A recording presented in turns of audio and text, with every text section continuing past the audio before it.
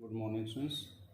आज हम विसर्ग संधि में विसर्ग को उ बनाने का क्या नियम है इस पर चर्चा करेंगे। ध्यान से सुनेंगे कि विसर्ग को उ कब बनता है।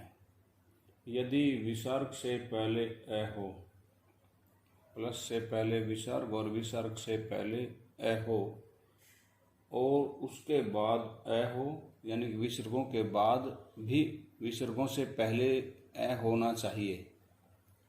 जैसे रामः में विसर्ग हैं और विसर्गों से पहले ए है और बाद में ए हो, अथवा किसी भी वर्ग का तृतीय, चतुर्थ या पंचम वर्ण हो, अथवा य र ल व हो, तो विसर्ग को उ हो जाता है।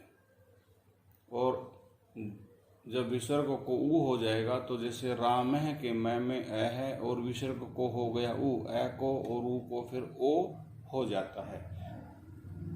और उसके बाद में यदि कोई ए है तो उस ए को जो है ओ पूर्व रूप हो जाता था तो उसमें मिल जाता है। ये उदाहरण आएगा, मैं स्पष्ट करूँगा। तो ए को विसर्ग को उ बनाने का नियम, जैसे मन है प्लस हर है। यहाँ आप देखेंगे विसर्ग से पहले ए है और विसर्ग के बाद में है। यह र ल व है। कहा गया है कि विसर्ग से पहले ए हो और विसर्ग के बाद में या तो ए हो या वर्ग का तृतीय, चतुर्थ या पंचम वर्ण हो या यह र ल व है हो। इनमें से कोई एक वर्ण हो तो विसर्ग को उ हो जाएगा।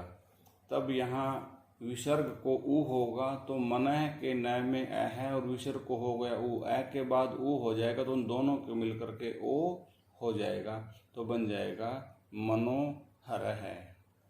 अगला जैसे उदाहरण देखेंगे, यश है प्लस गानम। यहाँ विसर्ग और विसर्गों से पहले ए है और बाद में विसर्गों के गानम का जो ग है वो तृतीय वर्ण, क ख ग, जो गानम का जो ग है वो तृतीय वर्ण है।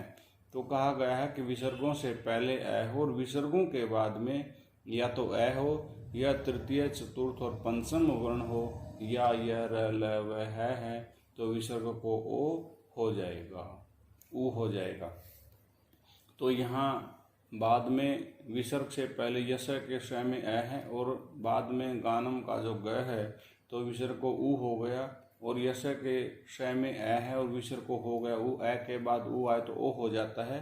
तो यहाँ बन जाएगा विसर्ग को ओ हो जाएगा, फिर तो बन जाएगा यशो गानम। अगला उदाहरण है सह प्लस अस्ति। यहाँ विसर्ग से पहले ए है और विसर्ग के बाद में भी ए है तो ए विसर्ग को उ हो जाता है और ए और उ को ओ हो जाएगा, शो बन गया। और एक नियम, पूर्व रूप नियम है, वो यहाँ लागू होगा, वो आपके सिलेबस में नहीं है, फिर भी मैं आपको बता रहा हूँ कि यदि विसर्ग से पहले ए है और उसके बाद में विसर्ग के बाद में भी ए है तो विसर्ग को उ हो गया, तो और श में ए है, ए और उ को मिलकर के ओ हो गया। तो यदि ओ अथवा ए के बाद यदि ए आता है तो ए जो है वो ओ में या ए में मिल जाता है, अर्थात उसको पूर्व रूप हो जाता है। तो यहाँ जो है विसर्गों को उ होकर के ओ बन गया, सो अपी बन गया। तो ओ के बाद यहाँ पर ए आया है तो ए जो है वो ओ में मिल जाता है और यहाँ पर ए था ये दिखाने के लिए ये एस जैसा अवग्रह चिन्ह लगाया जाता है। यानी कि जो अपी का जो ए है वो ओ में मिल गया है और यहाँ ये ए था है नहीं बल्कि था, ये प्रदर्शित करने के लिए अवग्रह चिन्ह लगाया जाता है। अगला जैसे उदाहरण दिया गया, कह प्लस अवदत।